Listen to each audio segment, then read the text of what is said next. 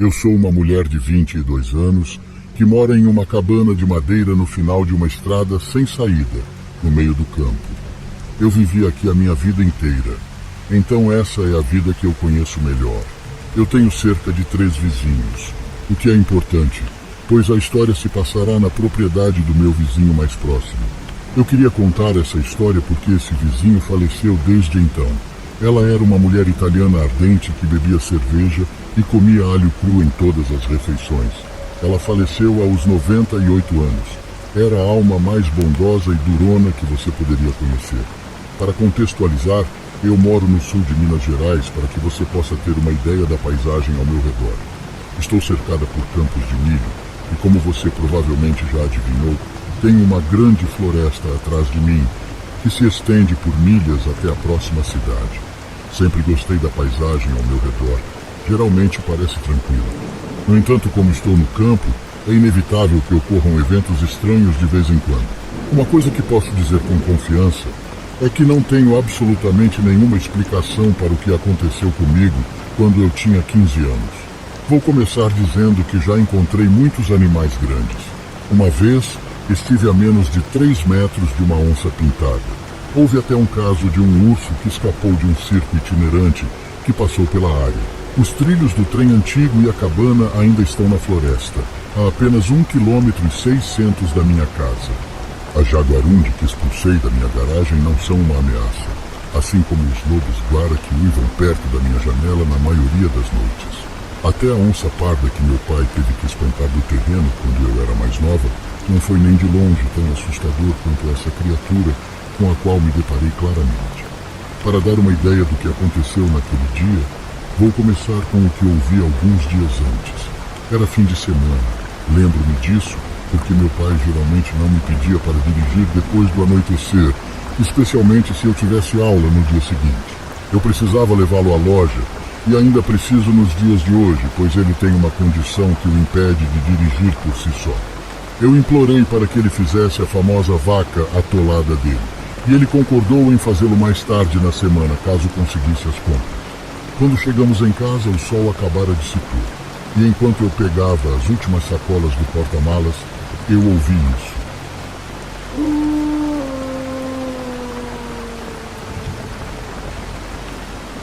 Não era um lobo.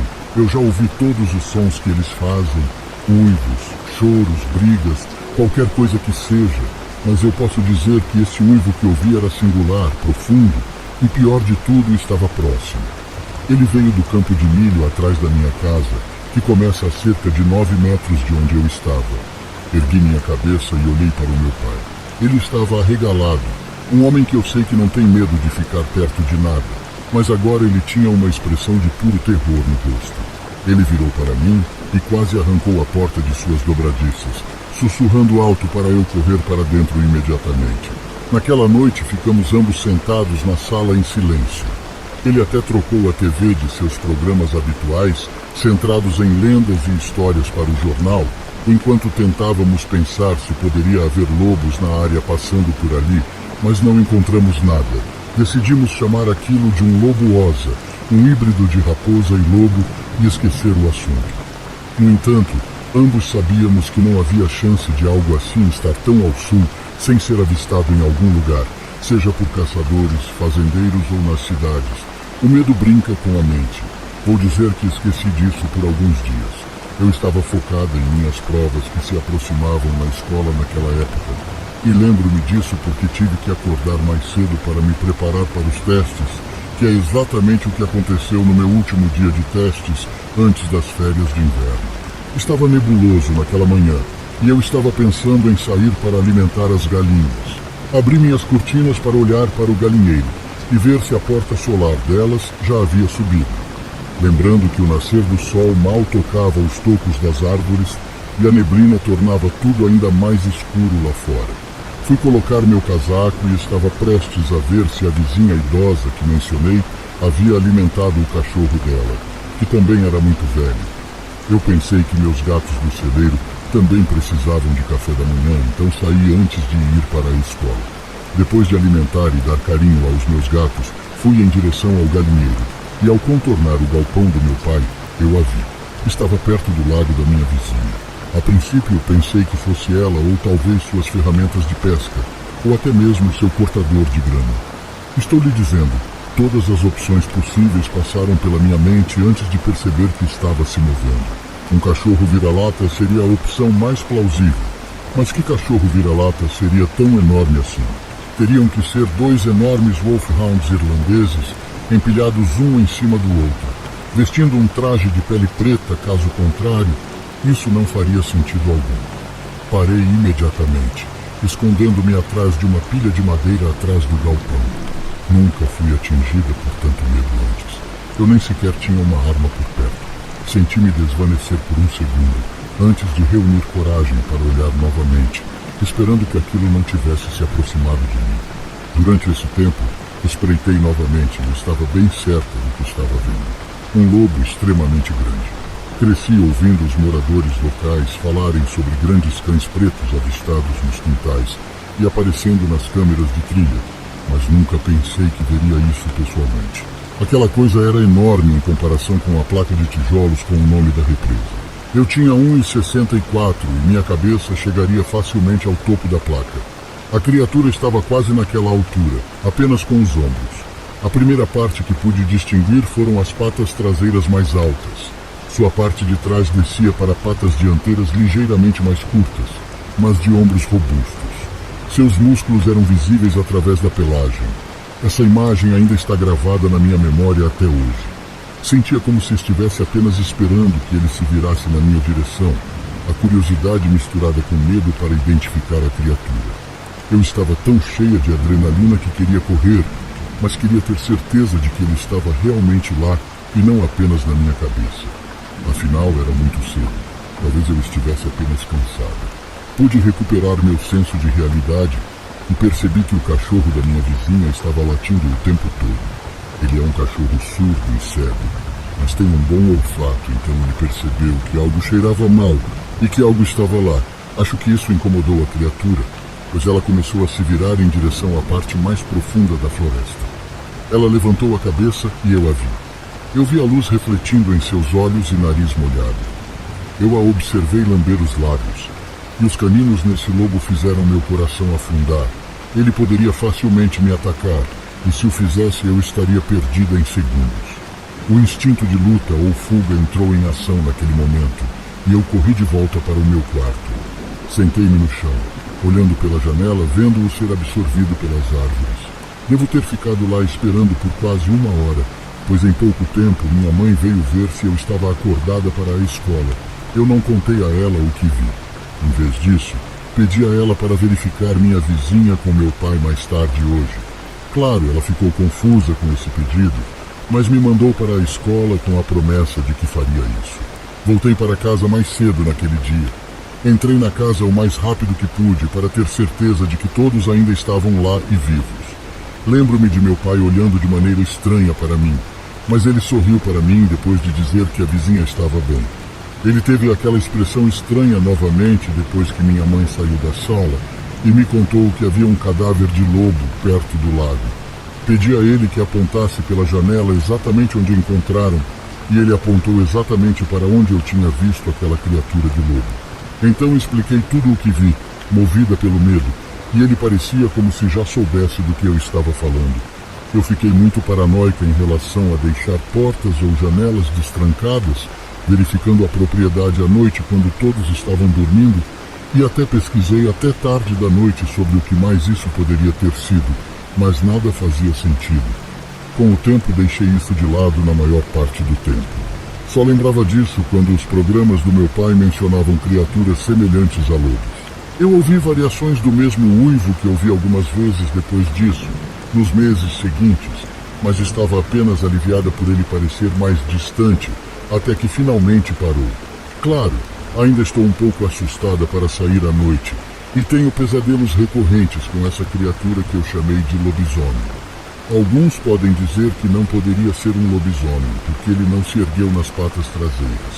Mas acredito que, se ele não sentisse olhos sobre ele, com certeza teria feito isso. Essa coisa era muito maior do que um lobo. Empurrei isso para o fundo da minha mente pelo maior tempo possível. mas eventualmente quis compartilhar essa experiência em vez de guardá-la para mim.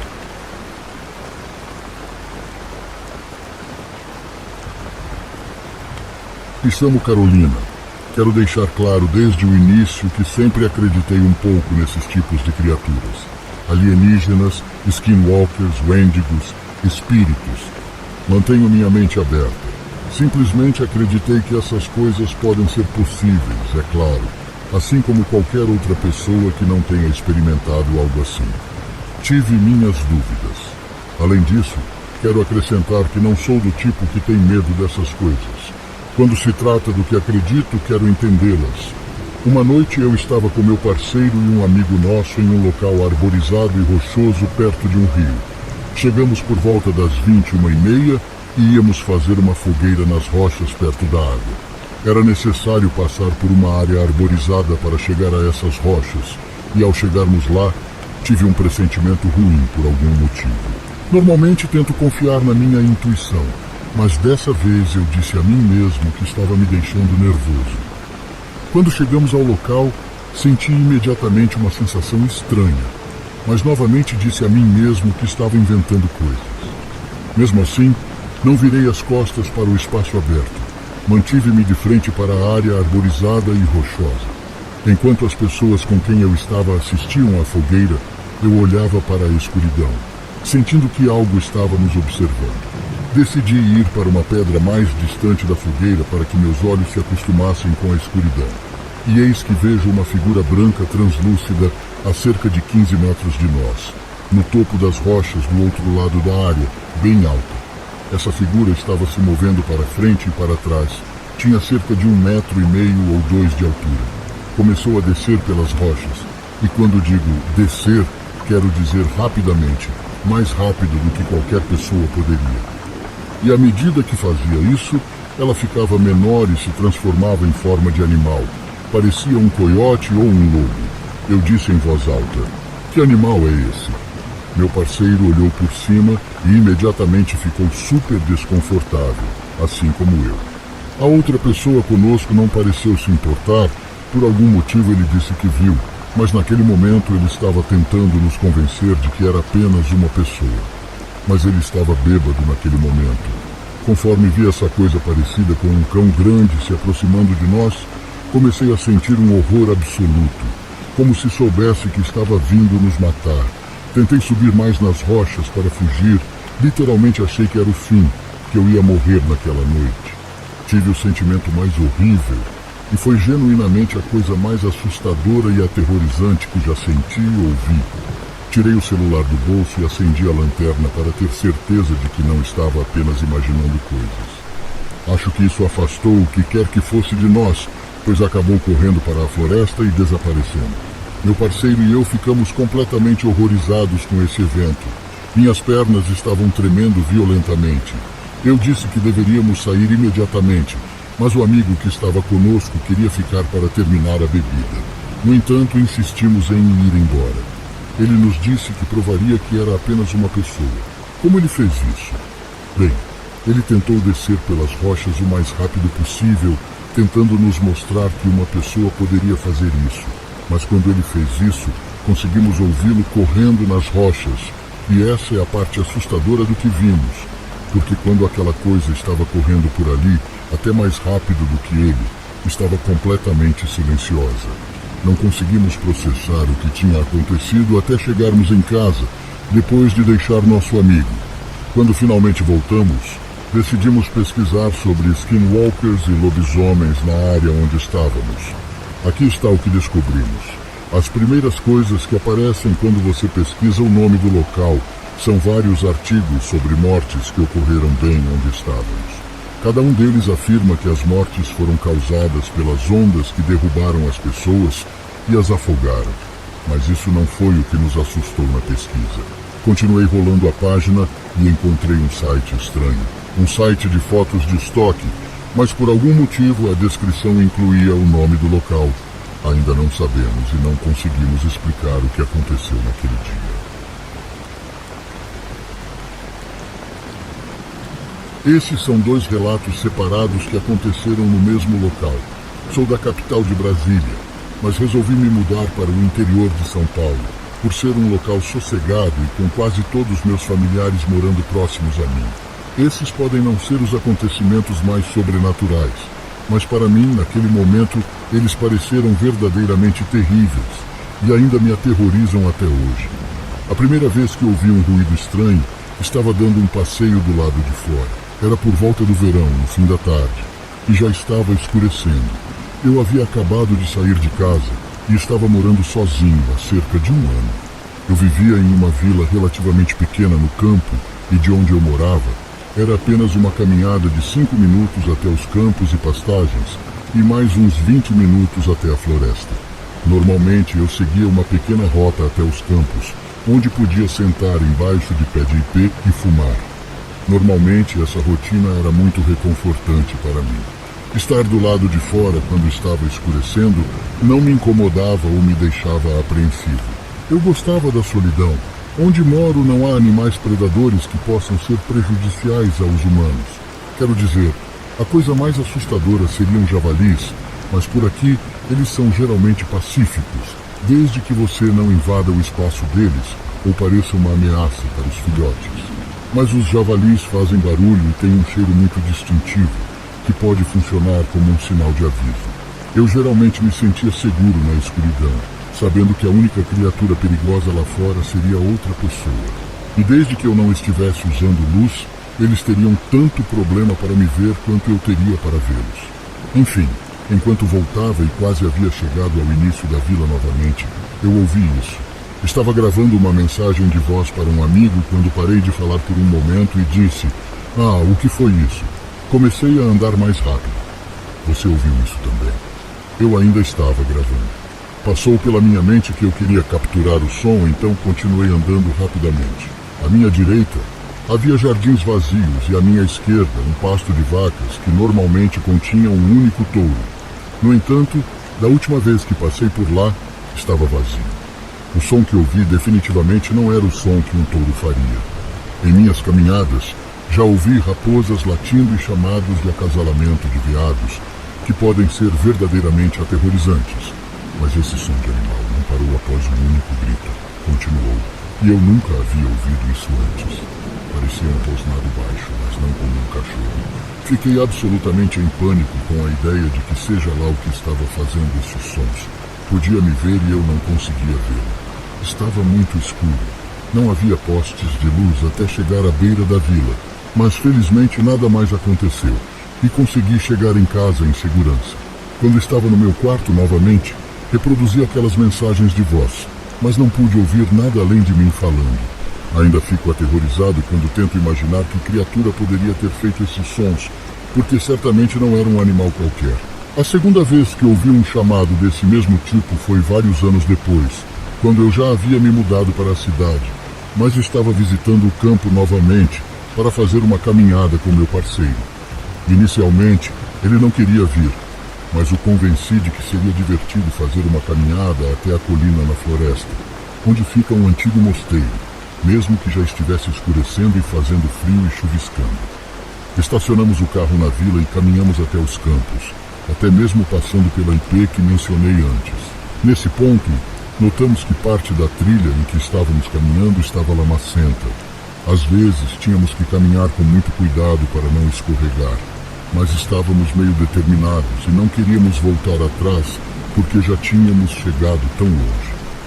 Naquela noite, havia uma lua cheia, então até mesmo nossa caminhada pela floresta até aquela colina estava levemente iluminada. Isso pode parecer assustador, mas na época me senti muito segura porque estava com meu parceiro. Nos divertimos muito de mãos dadas e conversando até chegarmos aos campos novamente. Ao sair do mosteiro e sair da floresta, foi quando ouvimos um uivo de som estranho e longo muito alto. Paramos imediatamente. Meu primeiro pensamento foi que poderia ter sido um caminhão buzinando ao longe, o que pode parecer estranho e assustador às vezes, especialmente quando o som é carregado por longas distâncias pelo vento. Mas então, qualquer criatura que estava emitindo esse som uivou novamente à distância. Desta vez eu estava absolutamente certa de que era um som orgânico, nada que pudesse ter vindo de uma buzina de caminhão. O que foi isso? Perguntei em pânico. Meu parceiro disse: talvez alguém esteja perambulando na floresta, tocando uma corneta. Fiquei confusa. Tenho certeza de que as pessoas já usaram essas florestas e os terrenos do mosteiro para caminhar, mas não nessas horas da noite e com tanto frio. Está muito frio aqui fora, disse eu, e está escuro e o chão está muito lamacento. Acho que ele disse isso apenas para me acalmar. Ele sabe que tenho um medo terrível de animais selvagens. Acho que não há motivo para preocupação, ele disse. Respondi: tenho certeza de que foi apenas um caminhão buzinando, mas podemos caminhar um pouco mais rápido. Tentei puxá-lo pela mão o mais rápido que pude, mas não era uma corrida. Ele me lembrou para ter cuidado, porque tenho certeza de que a última coisa que ele também queria era escorregar e cair com aquela criatura uivando por perto. Quando chegamos à vila novamente, a adrenalina diminuiu e comecei a pensar com clareza. Para onde você acha que veio aquele uivo? Perguntei. Soou meio distante, respondeu meu parceiro, como se viesse de algum lugar além daquela colina na floresta. Fiquei muito grata por estar no carro quando percebi que o uivo deve ter vindo da área ao redor da trilha que estávamos seguindo até o mosteiro. O pensamento de que poderíamos ter estado perto de qualquer coisa que estivesse fazendo aqueles ruídos me aterroriza absolutamente até hoje. Até o momento, chegamos à conclusão de que poderia ter sido um lobo ou um cachorro perdido. Às vezes, lobos passam pela região rural e ouvi falar recentemente de cães perdidos na área. No entanto, isso pode ser apenas nossa desculpa, porque para mim, o uivo soou muito mais como o som de uivo do filme de terror Ginger Snaps, bem antes de Ginger e Bridget serem atacadas pelo lobisomem no parquinho. Mas lobisomens não existem, certo? Então, cresci nos arredores de uma pequena cidade no campo, no sudoeste do Mato Grosso do Sul. A casa em que minha irmã mais nova, minha mãe, meu pai e eu morávamos era uma casa pequena e um pouco deteriorada, na beira de campos ondulantes e florestas. Fui sortudo no sentido de que podia passar minhas noites de verão brincando na natureza, como a criança goblin que eu era. Nossa casa era não tão espaçosa assim, ou seja, tinha uma cozinha, uma sala de estar, 2 quartos no andar de cima e um banheiro pequeno. Havia também um sótão, com a entrada sendo uma escotilha no teto do banheiro. Acho que ocasionalmente guardávamos caixas de decorações lá em cima, mas estava sem uso. É importante observar que minha mãe e meu pai precisavam usar uma escada ou banquinho para abrir a escotilha do sótão. Minha irmã e eu dividíamos um quarto, e ao lado estava o banheiro. Tínhamos uma beliche sobre a qual brigávamos regularmente pela posse do beliche superior, que era considerado um privilégio. Em dias chuvosos, brincávamos felizes neste quarto. No dia específico sobre o qual quero falar, estava tempestuoso lá fora, e estávamos confinados a atividades no quarto. Na época, minha mãe estava trabalhando em período integral e nosso pai, que sofria de depressão e ansiedade, ficava em casa para cuidar de nós. Eu tinha 9 anos nessa história e minha irmã tinha cerca de 8. Meu pai estava tendo um dia ruim de saúde mental e se deitou no quarto ao lado, com a porta fechada. 2 horas se passaram com a porta fechada e podíamos ouvi-lo roncando. Estávamos acostumados às mudanças de humor dele e estávamos tentando brincar em silêncio. Foi durante algum jogo que, de repente, ouvimos um estrondo alto vindo do banheiro. Olhando da nossa posição na cama inferior, só conseguíamos ver o corredor e a porta fechada do quarto do papai. Preocupados por termos incomodado o papai, paramos de brincar e, no silêncio absoluto, ouvimos um barulho muito estranho. Vinha do banheiro e parecia quase como se fosse nosso pai, mas mais como se estivesse tentando falar enquanto engolia água. Palavras não conseguem descrever como aquela voz era horrível, estrangulada e gutural. Começou a dizer algo como: "Olá". Nosso pai era bastante imaginativo e frequentemente imitava vozes engraçadas para brincar conosco. Enquanto essa voz misteriosa do banheiro nos assustava, a única explicação parecia ser que o papai estava pregando uma peça em nós. Rimos nervosamente e nos olhamos. A voz recomeçou dizendo: "Venham aqui, crianças". Não consigo lembrar exatamente o que foi dito, mas foi algo nesse sentido.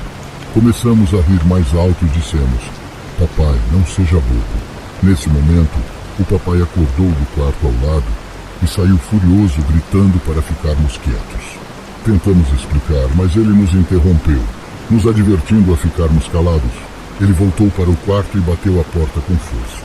No silêncio que se seguiu, sentamos na cama chateados por termos sido repreendidos e sentindo um mal-estar terrível ao percebermos lentamente que aquela voz, seja lá o que fosse, provavelmente não era do nosso pai. Devagar voltamos ao jogo e tentamos esquecer, como as crianças costumam fazer. Então, outro estrondo veio do banheiro. A horrível voz de gargarejo e engasgo começou novamente, rindo e nos dizendo de forma muito mais firme: venham aqui, crianças. Foi isso. Gritamos por nosso pai e ele saiu correndo enquanto tentávamos explicar com lágrimas nos olhos. Ele ficou irritado no começo, mas ao verificar o banheiro, encontrou a escotilha do sótão aberta. Minha irmã e eu certamente não teríamos conseguido alcançar a escotilha. Agora, mais calmo, ele pegou a escada e um taco de cricket para verificar o espaço. Ele não encontrou nada lá em cima, apenas escuridão, teias de aranha e algumas caixas. Depois disso, todos nós descemos para assistir TV e nos acalmar. O incidente foi largamente esquecido e a vida voltou ao normal. No entanto, eu, que tinha o privilégio da cama superior na época, comecei a ouvir ruídos estranhos à noite, a cada poucas semanas. Comecei a ouvir passos pesados que pareciam cruzar de uma ponta à outra do teto do nosso quarto. Os passos eram tão pesados que, se eu esticasse a mão para tocar o teto, eu podia sentir as vibrações pelos meus dedos. Embora isso me assustasse, eu não fiz nada além de esconder minha cabeça sob o edredom. Parecia que ninguém mais ouvia. Anos depois, perguntei à minha irmã se ela se lembrava do incidente. Ela me disse que não, e eu havia empurrado aquilo para o fundo da minha mente, como um sonho ou imaginação. No entanto, ao limpar o depósito de nossos pais, encontrei o diário antigo dela. Lendo as histórias e rindo dos relatos, que eram principalmente contas pouco lisonjeiras do meu comportamento como irmã, uma se destacou. Ela tinha escrito sobre o dia em que ouvimos a voz do sótão, descrevendo-a como um duende. Ela até desenhou uma imagem de mim e dela na cama, ouvindo os ruídos. Eu sei que isso soa completamente estranho, mas interprete como quiser. Uma coisa que pode ser relevante é o fato de que temos descendência irlandesa, e eu sei que existem muitos contos folclóricos irlandeses sobre fadas e seres mágicos que tentam atrair crianças.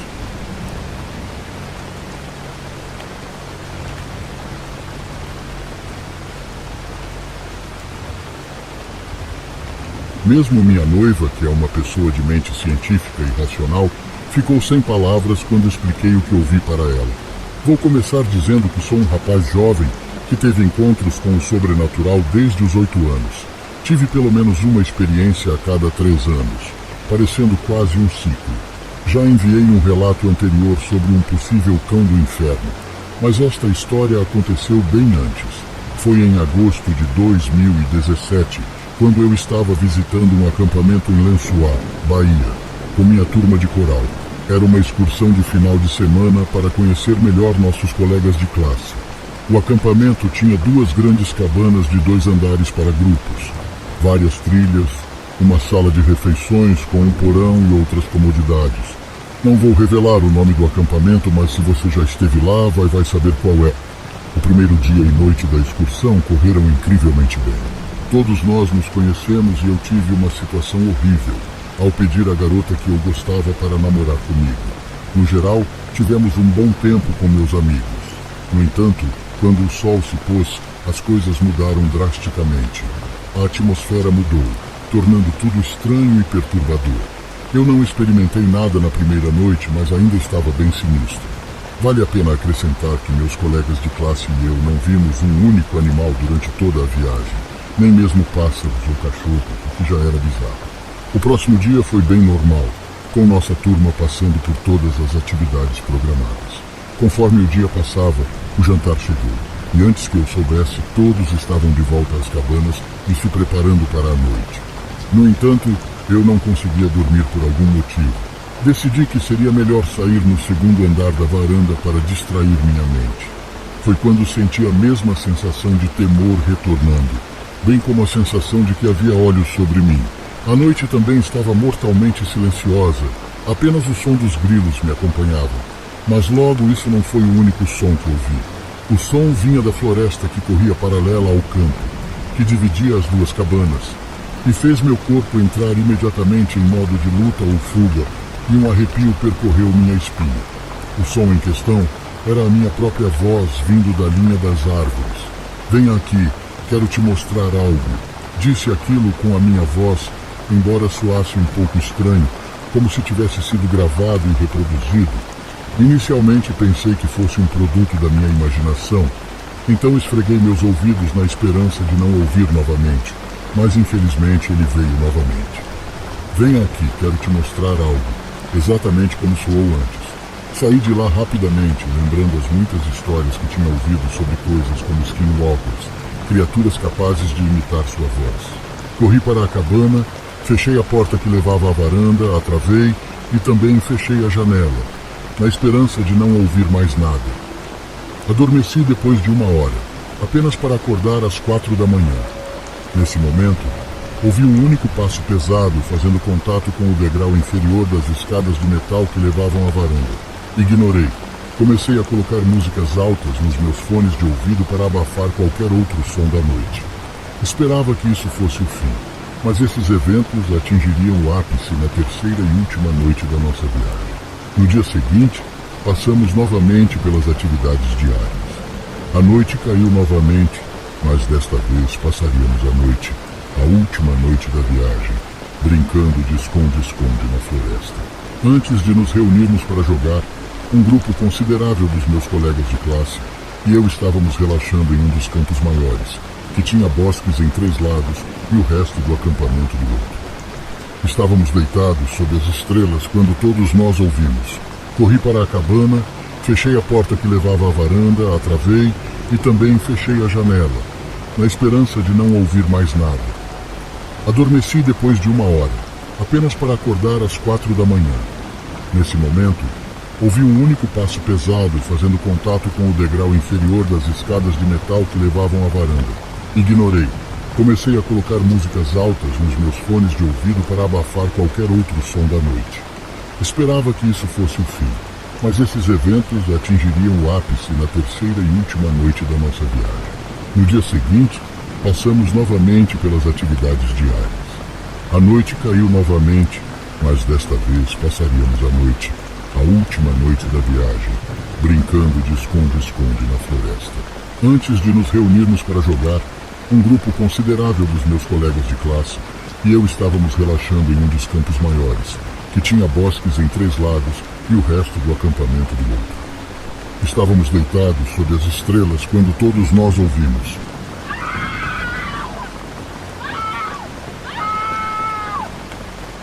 Era um grito agudo e estridente, soando como se viesse de muito longe. Naquele momento lembrei que quanto mais distante o som de um skinwalker soa, mais próximo ele pode estar. Pelo menos é o que dizem algumas lendas, embora outras digam que quanto mais próximo o som parece, mais longe ele realmente está. Formamos um círculo, acendemos nossas lanternas brilhantes e examinamos o campo e a linha de árvores em busca de algo fora do comum, mas não encontramos nada. A tensão durou cerca de 1 minuto até que nosso instrutor e outros alunos se aproximaram do nosso círculo com suas lanternas acesas, prontos para brincar de esconde-esconde. Fizemos algumas regras normais e então começamos. Entramos na floresta e nada aconteceu durante essa brincadeira ou pelo resto da viagem, graças a Deus. Eu só conto às pessoas sobre ouvir a minha própria voz, pois é a parte mais fácil de descrever dessa sequência de eventos. Nem mesmo minha noiva conhece a história completa. Se você perguntar às pessoas daquele círculo do acampamento, elas negarão que isso sequer aconteceu. Dirão que simplesmente estávamos lá no campo e eram animais qualquer. Alguns negarão completamente que os eventos naquele campo tenham ocorrido. Preciso que você tenha em mente que existem coisas lá fora que são inimagináveis ou inexplicáveis. Tenha cuidado ao acampar nas florestas da Bahia, porque existem coisas lá fora que tentarão te atrair para a floresta onde você talvez nunca seja encontrado. Vivi minha vida inteira perto das montanhas dos Sinos, no Rio de Janeiro, nascido e criado entre essas colinas e vales. Eu conheço essa área como a palma da minha mão. A natureza sempre foi fonte de paz e alegria para mim, assim como foi para meu pai antes de mim. Nós costumávamos passar dias pescando no rio ou caçando javalis e outros animais. Essa terra está no meu sangue. É por isso que os eventos de 5 de junho de 1998 me abalam até o âmago até hoje. Toda vez que deixo minha mente vagar de volta, lembro que era uma terça-feira, pois eu tinha o dia de folga do trabalho e planejava aproveitá-lo ao máximo. O clima não estava ideal para caçar, nublado com um teto grosso de nuvens escuras ameaçando chuva a qualquer momento, mas isso não me incomodava. Há uma espécie de quietude tranquila na floresta em dias assim. Me preparei e segui para o meu local favorito, uma pequena clareira a cerca de 1 quilômetro na floresta atrás da minha casa. A caminhada foi tranquila, principalmente o som suave de folhas sob meus sapatos e a gota de água da chuva escorrendo de uma folha acima. Mal sabia eu que a paz desse dia estava prestes a ser quebrada por algo que mal posso explicar, algo que assombra meus sonhos até hoje. Me acomodei em meu local de caça preferido e esperei pacientemente, observando as árvores em busca de qualquer sinal de movimento. Após cerca de 1 hora, um pequeno grupo de javalis repentinamente atravessou a clareira, correndo depressa, com os olhos selvagens. Isso me pareceu estranho, pois eu não tinha feito nenhum barulho. Eles também não estavam fugindo de mim, mas de algo mais, algo que os assustou bastante. Não mais que 2 minutos depois de os javalis em pânico terem desaparecido na vegetação, um cheiro insuportável me atingiu as narinas, diferente de qualquer coisa que eu já tinha sentido. Era tão desagradável e nauseante que tive que tampar meu nariz. Enquanto o odor horrível me envolvia, percebi um ronco profundo ressoando pelas árvores à frente. Inicialmente, imaginei que fosse um velho lobo ou cachorro fuçando por aí, mas quando a criatura gigantesca entrou em meu campo de visão, a menos de 20 metros de onde eu estava, soube imediatamente que aquilo não era um simples bicho da região. A visão me paralisou de medo. Eu queria correr, mas minhas pernas não se mexiam nem 1 centímetro. Tudo o que pude fazer foi ficar lá tremendo incontrolavelmente, rezando para que não me visse. Aquela criatura era enorme, facilmente com uns 2,10 metros de altura, coberta por uma pelagem negra e desgrenhada. Meu primeiro pensamento em pânico foi que era um cachorro do mato gigante, mas quanto mais eu olhava, mais eu percebia que não era normal. Não poderia ser um cachorro do mato. Seus movimentos estavam todos errados, fluidos demais, deliberados demais, quase como um predador espreitando a presa. Caminhava sobre 2 patas, mas inclinado, cheirando o chão atentamente como um bloodhound. Ao se aproximar, pude ver um par de chifres curvos, semelhantes a de um bode saindo da testa da criatura. Mas o rosto era claramente lupino, com um focinho longo e orelhas pontudas. Seus olhos não refletiam luz, eram apenas 2 vazios negros em meio à pelagem emaranhada. Naquele momento, meu cérebro mal podia compreender o que eu estava vendo. Ia contra tudo o que eu pensava saber sobre o mundo natural. E quando eu não achava que poderia estar mais aterrorizado, foi então quando esse animal decidiu vir em minha direção freneticamente. Me virei rapidamente e vi uma represa logo atrás de mim. Então, sem pensar 2 vezes, pulei dentro dela e esperei mergulhando. Quando voltei à superfície não havia mais nada. Voltei à beira da represa e não tinha nem pegadas, cheiros ou qualquer coisa do tipo. A partir desse dia, decidi nunca mais caçar nesse local e me mantive quieto sobre essa história, porque com certeza iriam me chamar de louco.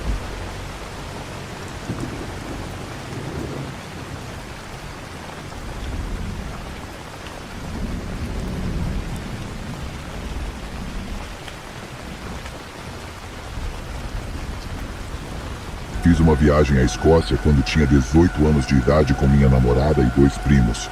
Planejávamos fazer um mochilão e acampar no Parque Nacional de Cairngorms. Essa era a maior floresta da Escócia. Na verdade, esse foi um presente da minha família. pois eles sabiam que eu sempre quis ir e viajar por um lugar tão antigo. Minha namorada estava nervosa com a ideia da viagem, por ser uma área tão antiga. Ela não queria se preocupar com animais grandes. Eu lhe assegurei que o maior animal da Escócia era um texugo, pois todos os outros estavam sendo caçados até a extinção pelos humanos. Ela parecia estar um pouco mais tranquila, mas ainda tinha um certo desconforto. Depois de quase 8 horas no avião, aterrissamos e nossa viagem havia começado oficialmente. Depois de sairmos da área de restituição de bagagem, pegamos um táxi para começarmos a viagem até a floresta. Fizemos uma parada em uma cidade nos arredores da floresta para comprar alguns suprimentos. Ficamos na pequena cidade de Pitlochry por uma noite antes de entrarmos na floresta por 7 dias. Enquanto estávamos na cidade, fomos a um pub local para jantar e tomar um drink, já que a idade para beber era 18 anos no Reino Unido, e perguntar para os moradores locais sobre alguns bons lugares para caminhar na floresta. Estávamos nos divertindo quando um dos habitantes locais começou a agir como se houvesse algo de errado em irmos acampar. Perguntamos ao barman qual era o problema dele. Ele respondeu que sua família havia sido morta há alguns anos, mas ele não acredita nisso. Ele acha que eles se perderam devido ao tamanho da floresta e à inexperiência deles. Isso me deixou curioso para saber mais sobre o que aconteceu e o que pode ter matado sua família. Eu disse ao meu grupo que estava indo para o banheiro, mas na verdade estava indo para fora para conversar com ele.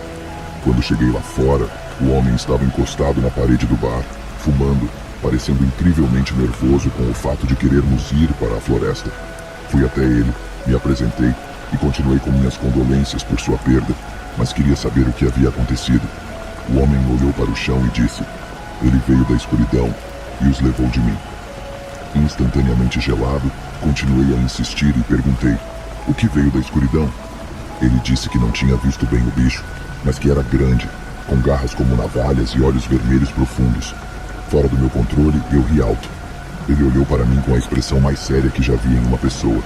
Ele disse: "Se você for para a floresta e acontecer alguma coisa, não diga que não foi avisado." E foi embora. Voltei ao pub para encontrar meu grupo e contar a eles o que havia aprendido. Minha namorada estava se divertindo e dançando inocentemente com um velho, enquanto meus primos jogavam dardos. Decidi esperar até de manhã para contar a eles e deixá-los aproveitar a noite. Bebemos até o ponto em que meus primos começaram a vomitar, então voltamos para a pousada. Depois de dormir um pouco demais, começamos nossa viagem com atraso, mas estávamos nos divertindo, então não importava.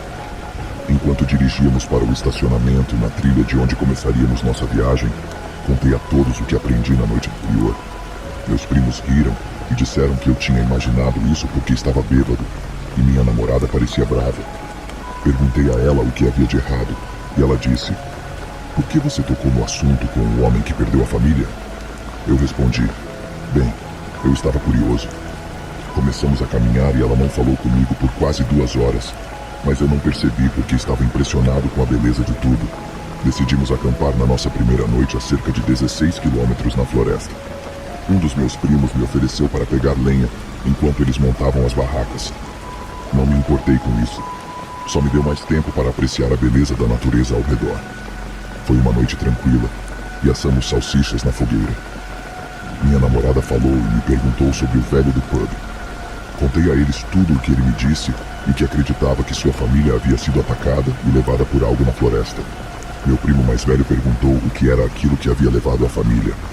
Dei a eles os mesmos detalhes que havia recebido. Na manhã seguinte, tudo parecia melhor. Todos estavam brincando, rindo e se divertindo. Caminhamos mais 15 ou mais quilômetros, parando em um pequeno riacho para acampar pelo resto da viagem. Dessa vez, meus primos pegaram lenha, enquanto eu e minha namorada montamos as barracas. Ainda tínhamos um pouco mais de 1 hora de luz do dia, então começamos a caminhar pela área em que estávamos acampando, apenas explorando, na verdade. Depois de 10 minutos, minha namorada gritou muito alto, e em pouco tempo, meu primo e eu fomos até ela para ver o que estava acontecendo. Ela encostou a cabeça em meu peito e começou a chorar. Perguntamos o que havia acontecido, e ela apontou para o chão perto de um pequeno arbusto. Ali, no chão, havia um texugo morto, com as tripas rasgadas e sangue por toda parte. Não pensei muito sobre isso, apenas que talvez fosse outro texugo maior que tivesse feito isso. Eu sabia que não deveria tocá-lo, para o caso de o texugo maior voltar e terminar de comê-lo, pois li em algum lugar que eles comem outros texugos.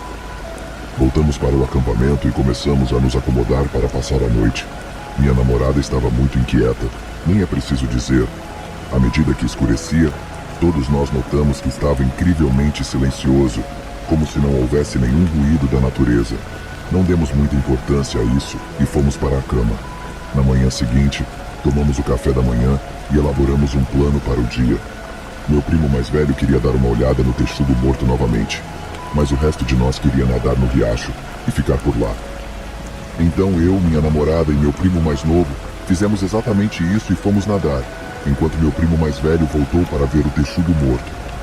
Depois de algumas horas de diversão, meu primo mais velho voltou ao acampamento e parecia muito confuso. Falei com ele e perguntei o que havia de errado, e ele me disse que o texugo havia desaparecido. Tentei lhe dizer que, se fosse um texugo maior, ele provavelmente voltaria e levaria a carcaça para sua toca para comê-la. Isso não ajudou em nada sua preocupação, e ele me disse que sentia que algo o estava observando, e foi por isso que ele voltou. Não falamos mais sobre isso, e terminamos o dia nadando e nos divertindo. Naquela noite, enquanto estávamos sentados em volta da fogueira, minha namorada começou a dizer a todos que estava se divertindo, mas que sentia que alguém os estava observando o dia todo. Eu disse a ela que estávamos bem e que só precisávamos aproveitar a viagem. Fomos todos para a cama, e quando comecei a fechar os olhos, ouvi algo andando pelo acampamento com passos pesados. Meu coração estava batendo forte e eu queria olhar para fora para ver o que poderia ser, mas estava com muito medo de olhar. Finalmente me forcei a olhar para fora da barraca por uma pequena abertura e fiquei paralisado. Lá estava ele, uma figura escura em frente à fogueira. O fogo estava se apagando, então não havia muita luz vindo dele, mas notei que ele passou de 4 pernas para 2. Eu estava tremendo, mas queria ver seu rosto. Ainda sem poder me mover, fiquei esperando. O bicho entrou na escuridão sobre 2 pernas e, em seguida, ficou de 4. Ao desaparecer na escuridão da floresta, ele se virou. Eu os vi, os olhos mais vermelhos e profundos. Não parecia natural, mas era real. Não dormi nada naquela noite, mas sabia que se tentasse contar ao grupo o que tinha visto, eles iriam se assustar. Então, quando o sol nasceu, saí da barraca e comecei a acender a fogueira. Peguei mais lenha na área mais próxima do acampamento. Não queria ir muito longe. Quando todos começaram a acordar, preparei o café da manhã para eles. Meus primos perguntaram por que eu estava acordando tão cedo, já que normalmente sou o último a acordar. Eu disse a eles que estava me sentindo energizado e queria dar a eles um bom começo de dia. Depois do café da manhã, meu primo mais velho me chamou de lado e perguntou o que estava realmente errado. Eu disse: "Eu vi aquilo ontem à noite." Ele respondeu: "O quê?" "Eu vi a coisa que levou a família do velho." Meu primo imediatamente olhou para mim com um olhar terrível. "Vamos fazer as malas e ir embora. Não quero mais ficar aqui," disse meu primo em voz alta. Olhando o mapa que tínhamos, concluímos que levaríamos o dia e parte da noite para voltar ao estacionamento. Informamos o grupo sobre o que estava acontecendo e concordamos em fazer as malas e ir embora. Minha namorada era a mais assustada, porque disse que sentiu algo observando-a, desde que montamos o acampamento. Quando começamos a caminhar de volta, todos nós sentimos que estávamos sendo seguidos. Meu primo pegou gravetos grandes porque não tínhamos nada com que nos proteger. Depois de algumas horas, começou a escurecer novamente, mas não paramos. Continuamos a caminhar. Precisávamos chegar ao estacionamento. Peguei minha lanterna, olhei o mapa e vi que estávamos a apenas 8 quilômetros do estacionamento. Fiquei feliz em ver que estávamos fazendo um bom progresso e pedi a todos que continuassem. Quando começamos a voltar para a trilha, ouvimos um barulho estranho, quase como um rosnado, mas mais sinistro. Todos paramos e ficamos assustados. Eu disse que precisávamos continuar andando e manter nossas lanternas acesas. Estávamos nos movendo mais rápido, mas ainda podíamos ouvir os ruídos atrás de nós. A coisa estava nos perseguindo, sem entrar na luz, mas ficando perto o suficiente para que pudéssemos senti-la e ouvi-la. Olhei para trás por um momento e vi seus olhos novamente. Recomendei que começássemos a correr porque não tínhamos muito mais a fazer. A coisa estava ficando mais alta e se aproximando. Minha namorada estava chorando, mas continuava correndo. Cheguei primeiro ao topo de uma colina e vi as luzes do estacionamento. A sensação de segurança foi bem-vinda, mas ainda tínhamos um pouco mais de 1 quilômetro para percorrer. Meu primo parou por um momento porque sua perna começou a ter câimbras. Nenhum de nós percebeu e quando olhamos para trás estava tudo escuro. Todos nós paramos e começamos a ir em sua direção. Ele começou a gritar para que pudéssemos localizá-lo, mas então ele gritou. Disse à minha namorada e ao meu primo mais novo que chegassem ao estacionamento e que eu continuaria andando. Eles deram meia volta e eu me dirigi ao meu primo mais velho. Quando cheguei até ele, ele estava atrás de uma árvore, com medo. Eu o ajudei a se levantar e começamos a correr novamente. Ele estava sentindo dor, mas eu disse a ele para superar isso. Chegamos ao topo da colina, quase no estacionamento, e pudemos ouvir a coisa atrás de nós se movendo mais rápido. Era como se estivesse brincando conosco. Eu não ia parar, continuei correndo. Então ele rosnou novamente, mas dessa vez parecia irritado. Parecia que estava se aproximando mais e mais a cada passo. Meu primo estava chorando de dor, enquanto eu estava quase hiperventilando por causa da corrida constante. De repente, parecia que algo nos fez tropeçar e nós dois caímos. O estacionamento estava a menos de 60 metros de distância. Nós nos levantamos e começamos a correr novamente. Vimos as luzes do carro alugado e isso nos deu uma explosão de adrenalina. Cada vez mais rápido, minha namorada estava com as portas abertas esperando por nós. Quando chegamos ao carro, os passos que ouvíamos atrás de nós pararam. Ajudei meu primo a entrar no banco de trás e me virei. Quando me virei, vi os olhos novamente. Eu disse a todos que olhassem. Quando o fizeram, ele estendeu a mão e arranhou o asfalto. Suas garras eram enormes e cortavam o asfalto como areia. Entrei no banco da frente e saímos dirigindo como se fosse um episódio de Dukes of Hazzard. Ainda estava escuro como breu lá fora, mas dirigimos todo o caminho de volta para a cidade com as luzes acesas. Ao chegarmos à cidade, decidimos continuar até o aeroporto. Nossa ideia era trocar nossas passagens de volta por uma partida mais cedo. Quando chegamos ao aeroporto, estacionamos o carro e corremos para dentro. Fui até o balcão de atendimento e fiz nossa solicitação. Olhei para o meu sapato e percebi que a calça e o sapato estavam rasgados. Chegamos ao portão de embarque, pedi desculpas a todos e na próxima viagem iríamos para a Flórida. Meus primos riram, mas minha namorada começou a chorar. Perguntei o que havia de errado e ela disse que achava que nunca havia se assustado tanto. Eu disse a ela que não se preocupasse, que estávamos voltando para casa e que estaríamos seguros. Ela pareceu se acalmar um pouco. Pensei comigo mesmo, quem acreditaria em nós sobre o que havia acontecido? Isso foi há 10 anos e ainda tenho as calças rasgadas. Eu aguardo como um lembrete de que nunca sabemos o que está nos perseguindo no escuro.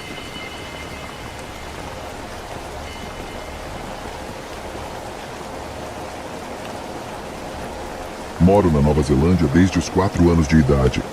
Na verdade, não falo sobre minhas experiências com ninguém, porque sei que a maioria das pessoas pensará que estou buscando atenção. Minha história não se limita a uma época ou lugar específico. Quando criança, eu sempre me sentia desconfortável no escuro. Não com relação ao escuro em si, mas mais com relação ao que poderia estar nele, porque, mesmo quando criança, eu sabia que não se pode realmente ver algo no escuro até que ele esteja bem próximo. Apesar de me sentir desconfortável no escuro, sempre fui um pouco noturno. Ficava acordado desenhando ou jogando. Eu sempre costumava ir ao banheiro antes de dormir. Na maioria das noites, eu ia sem problemas. Acendia a luz e caminhava pelo corredor, sem me preocupar com nada. Entretanto, de vez em quando, havia algumas noites seguidas em que eu não conseguia abrir a porta do meu quarto.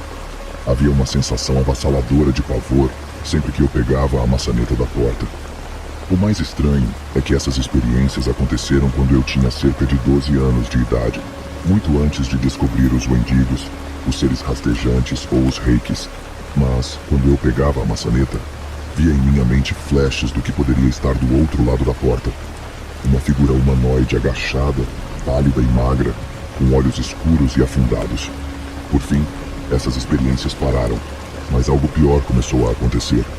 Eu acordava no meio da noite com minha cama tremendo para frente e para trás. A Nova Zelândia está situada na metade de uma linha de falha. Portanto, à medida que fui ficando mais velho e mais racional, eu pensava, talvez tenha sido um terremoto. Mas havia 2 fatores contra isso. Primeiro, Todos os terremotos fortes o suficiente para serem sentidos em Auckland eram noticiados nos jornais, e segundo, o balanço não era aleatório, nem tinha a intensidade de um terremoto. Toda vez que isso acontecia, não havia relatos de terremotos e o balanço parecia deliberado, como se alguém ou alguma coisa estivesse nos pés da minha cama, movendo-a para frente e para trás, embora eu nunca tivesse tido coragem de olhar. Essa experiência só aconteceu cerca de 3 vezes, com meses de intervalo. A ocorrência seguinte aconteceu na mesma casa da cama que balançava. Levantei-me para me preparar para o trabalho. Isso foi no meio do inverno, portanto, quando eu estava me arrumando, ainda estava escuro. Eu estava indo para o corredor pegar uma jaqueta na garagem. Quando terminei de pregar os botões da camisa, olhei para a porta da garagem e vi uma cabeça branca e pálida se escondendo na esquina. Uma sensação estranha tomou conta de mim, como se cada fibra do meu corpo estivesse me dizendo: não entre por essa porta. Peguei uma jaqueta na lavanderia do banheiro e fui trabalhar. Os acontecimentos pareciam ter se acalmado por um tempo depois disso e mudamos de casa a cerca de 20 minutos de distância. O último acontecimento estranho foi talvez há 1 ano naquela casa e nada mais aconteceu desde então. Acordei com o som da porta do meu quarto se fechando. Na manhã seguinte, perguntei para meus pais se eles haviam subido as escadas na noite passada e talvez tivessem entrado no meu quarto por algum motivo. Eles não entraram. O motivo dessa confusão é que eu durmo com a porta fechada. Como eu disse antes, nada aconteceu desde então, mas às vezes me pergunto o que foi tudo isso.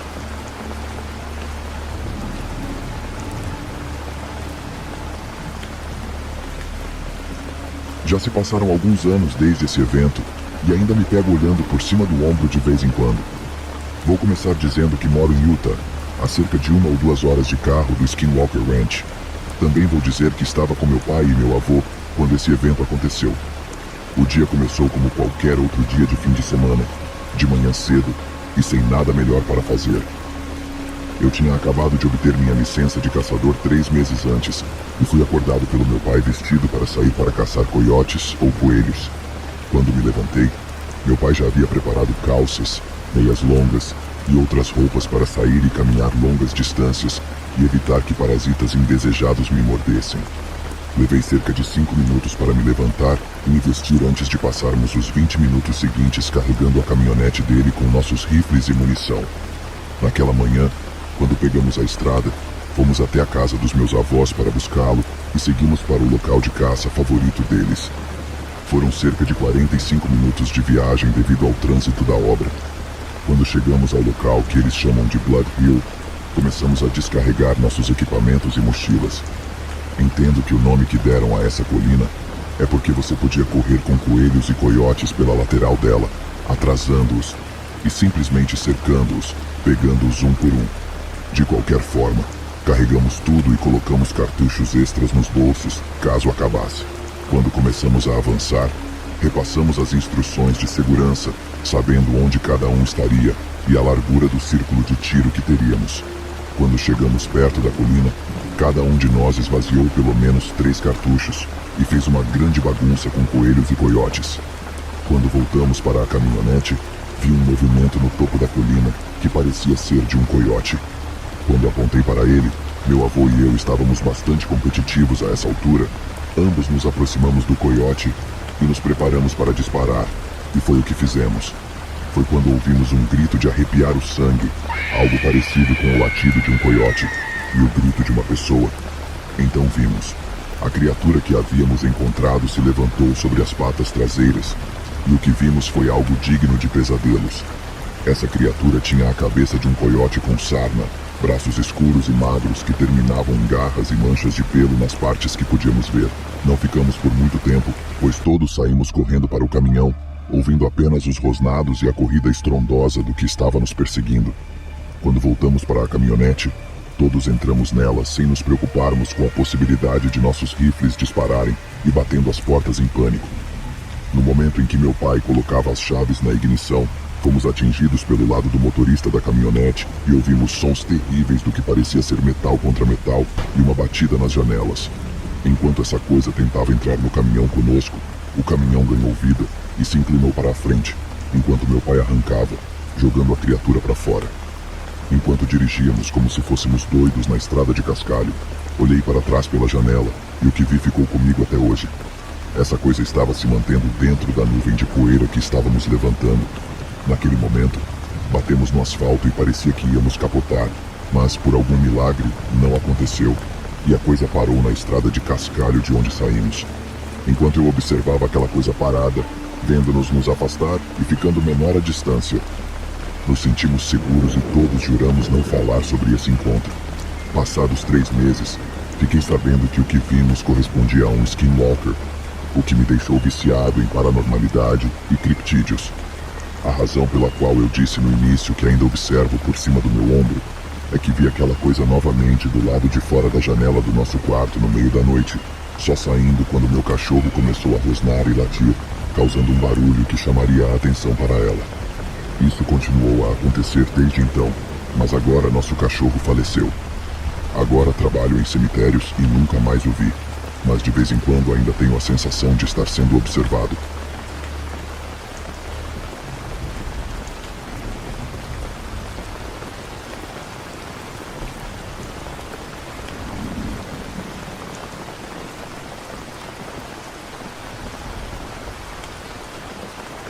O sol já havia se posto, a escuridão começava a dominar a densa floresta amazônica. O vento soprava forte e as árvores se moviam como se vida própria. Em meio a essa paisagem, um grupo de cientistas de diversas partes do mundo caminhava em direção a uma antiga tribo indígena. Eles estavam em busca de uma espécie rara de planta que crescia apenas naquela região. O líder da expedição era o destacado botânico Dr. Eduardo, que estava ansioso para encontrar a planta e estudá-la.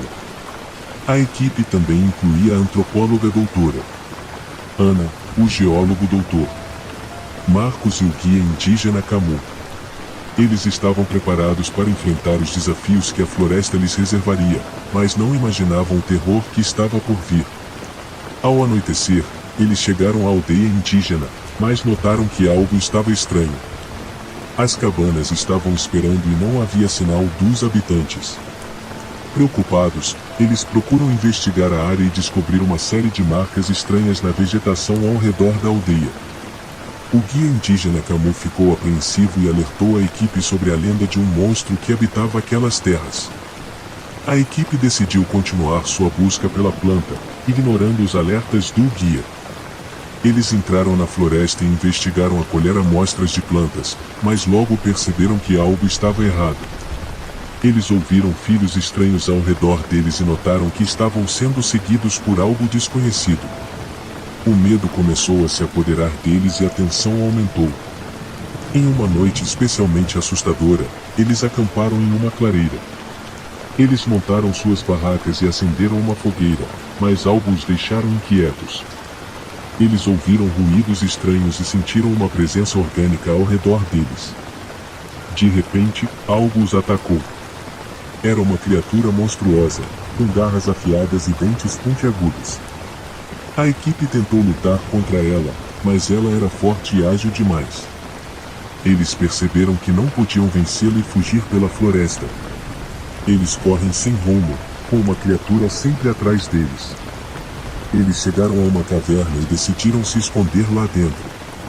Mas eles não estavam sozinhos. Havia uma tribo indígena vivendo na caverna e eles não ficaram felizes em receber visitas inesperadas. A equipe tentou explicar a situação, mas os indígenas não acreditaram neles. Eles acharam que a equipe estava ali para roubar seus recursos e tentaram expulsá-los da caverna. Enquanto tentavam escapar dos indígenas, a equipe descobriu uma sala secreta na caverna. Lá dentro, eles encontraram uma planta que estava procurando, mas também descobriram algo terrível. A sala estava cheia de restos humanos e objetos ritualísticos macabros. Enquanto examinavam os objetos, uma equipe ouviu um rugido assustador vindo da entrada da caverna. Eles se prepararam para lutar contra a criatura novamente, mas foram presos pelos indígenas que estavam dispostos a sacrificar a equipe para seus deuses. Em meio ao caos, o guia indígena Camu surgiu de repente, alertando a equipe que eles haviam violado uma área sagrada da floresta e estavam sendo perseguidos por um ser sobrenatural conhecido como o Guardião da Floresta. A equipe se arrependeu amargamente de ter ignorado os avisos de Camus. A criatura matou novamente, e desta vez a equipe estava determinada a vencê-la. Eles se armaram com os objetos rituais encontrados na sala secreta da caverna e iniciaram um ritual para acalmar a guarda da floresta. Foi uma batalha intensa, mas finalmente eles conseguiram derrotar a criatura. A equipe conseguiu sair da floresta com a planta rara, mas eles ficaram marcados para sempre pelo terror que viveram. Eles perceberam que a floresta amazônica esconde mistérios e perigos inimagináveis. Eles também aprenderam a respeitar as lendas e tradições das tribos indígenas que habitam a floresta, pois elas carregam uma sabedoria ancestral que pode ser a chave para sobreviver naquelas terras hostis. A equipe finalmente chegou em casa com a planta rara e suas descobertas científicas foram aclamadas como uma grande conquista para a comunidade botânica. No entanto, nenhum dos membros da equipe jamais esqueceu do que aconteceu na floresta amazônica. Eles se sentiram assombrados pelas lembranças daquela noite terrível e pelo que havia testemunhado na caverna. Os anos se passaram e a equipe seguiu com suas vidas, mas sempre com a sensação de que algo estava errado. Em uma noite escura e tempestuosa, Dr. Eduardo recebeu uma carta anônima que o convocava a voltar à floresta amazônica para completar sua pesquisa. O botânico ficou dividido entre o medo e a curiosidade e, no final, decidiu que precisava enfrentar seus medos e resolver a questão de uma vez por todas. Dr. Eduardo engoliu a floresta com um novo grupo de cientistas e Camus, o guia indígena. Eles seguiram os mesmos passos da última expedição, mas desta vez eles se prepararam melhor. Eles respeitaram as tradições das tribos indígenas e usaram seus conhecimentos para navegar pela floresta sem causar danos. Enquanto estava na floresta, o Dr. Eduardo teve a sensação de que algo o estava observando. Ele ouvia ruídos estranhos e sentia a presença do guardião da floresta. Mas desta vez, ele estava preparado para lidar com a situação. A equipe finalmente chegou à caverna onde encontraram uma planta rara e lá eles descobriram algo ainda mais surpreendente. Havia uma pintura rupestre nas paredes da caverna que mostrava uma criatura sendo adorada como um deus pelos indígenas. Dr. Eduardo percebeu que sua primeira expedição havia sido uma invasão irresponsável do espaço sagrado da floresta. Ele pediu perdão aos espíritos da floresta e fez um ritual de oferenda para acalmar o guardião. A criatura nunca mais foi vista na região. A equipe concluiu sua pesquisa com sucesso, mas mais importante do que isso, eles aprenderam a lição de que a natureza é sagrada e merece ser respeitada. Segunda história da Amazônia. A lenda amazônica de Boiúna. A boiúna é uma cobra gigantesca que vive no fundo dos rios, lagos e igarapés da Amazônia, num lugar chamado Oboiaçuquara ou a morada da cobra grande. Essa cobra tem um corpo tão brilhante que é capaz de refletir o luar. Seus olhos irradiam uma luz poderosa qual atrai os pescadores que se aproximam pensando se tratar de um barco grande. Mas quando eles chegam perto dela, viram seu alimento. Ao ficar velha, a cobra vem para a terra. Como é muito grande e desajeitada fora d'água. Para conseguir alimento, ela conta com a ajuda da centopeia de 5 metros. A boiúna pode se transformar nas mais disparatadas figuras em navios, vapores, canoas, para enganar e engolir as pessoas. Tal é o rebojo e as cachoeiras que faz quando atravessa o rio, que o ruído produzido recorda o efeito da hélice de um vapor. Os olhos, quando fora d'água, assemelham-se a 2 grandes archotes. Desnortear os navegantes. Sua lenda faz parte do ciclo mítico de como surgiu a noite, segundo a qual a cobra grande casa a filha e manda-lhe a noite presa dentro de um caroço de Tucumã. Mas os portadores, curiosos, abrem o caroço, libertam a noite e por isso são punidos. Conta outra lenda que, em certa tribo indígena da Amazônia, uma índia, grávida de boiúna, cobra grande, sucuri, deu à luz 2 crianças cobras gêmeas e um menino, que recebeu o nome de Honorato, Nonato e uma menina chamada Maria. Para ficar livre dos filhos, a mãe jogou-os no rio, onde sobreviveram como cobras gigantes. Honorato não fazia mal a ninguém, mas sua irmã era muito perversa e causava sérios prejuízos aos outros animais e às pessoas. Eram tantas as maldades praticadas por ela que Honorato acabou por matá-la. Em algumas noites de luar, Honorato perdia seu encanto e adquiria a forma humana. Transformava-se em um belo e elegante rapaz, deixando as águas para levar uma vida normal na terra. Para que se quebrasse definitivamente o encanto de Honorato, era preciso que alguém tivesse muita coragem para derramar leite na boca da enorme cobra e fazer um ferimento em sua cabeça até sair sangue. Mas ninguém tinha coragem de enfrentar o enorme monstro. Até que um dia um soldado de Cametá, município do Pará, conseguiu libertar Honorato do terrível encanto, fazendo com que deixasse de ser cobra d'água e vivesse na terra com sua família. Última história da Amazônia. A lenda do demônio da floresta. Introdução. No coração da floresta amazônica, há uma lenda antiga que tem assombrado as comunidades indígenas e ribeirinhas por séculos. A história conta sobre um demônio da floresta, um ser maléfico que habita os bloqueios da selva e que pode tomar a forma de animais, plantas ou pessoas. A história começa com um grupo de amigos que decidem fazer uma expedição na Amazônia. Eles contratam um guia experiente, que os leva para dentro da floresta, onde eles acampam em uma clareira. Durante a noite, eles começam a ouvir filhos estranhos vindo da floresta ao redor deles. Na manhã seguinte, um dos membros do grupo desaparece misteriosamente. Eles encontram pegadas estranhas na terra e começam a suspeitar que algo sobrenatural pode estar conectado. Enquanto eles tentam encontrar seu amigo desaparecido, a floresta começa a se tornar cada vez mais assustadora e hostil. À medida que a noite cai, o grupo começa a ver sombras e vultos se movendo entre as árvores. Eles ouvem risadas malignas e sons de tambores tribais ao longe. Eles começam a perceber que estão sendo caçados por algo sobrenatural e aterrorizante. Enquanto tentam fugir da floresta, o grupo encontra uma antiga aldeia indígena abandonada. Eles descobrem que uma aldeia foi devastada por algum tipo de desastre desconhecido e que todos os seus habitantes foram mortos ou desapareceram misteriosamente. Enquanto investigam uma aldeia, eles descobrem um antigo pergaminho que descreve a lenda do demônio da floresta. Eles descobrem que o demônio é um ser antigo que se alimenta da vida e da energia dos seres humanos, e que só pode ser derrotado com um antigo amuleto sagrado. Enquanto tentam encontrar o amuleto sagrado, o grupo é perseguido pelo demônio da floresta. Eles têm que lutar pela sobrevivência enquanto procuram desesperadamente pelo amuleto. Finalmente, eles encontram o amuleto sagrado e conseguem enfrentar o demônio. No final, o grupo consegue derrotar o demônio da floresta e escapar da selva. Eles são os únicos sobreviventes da expedição, e juram nunca mais voltar à Amazônia.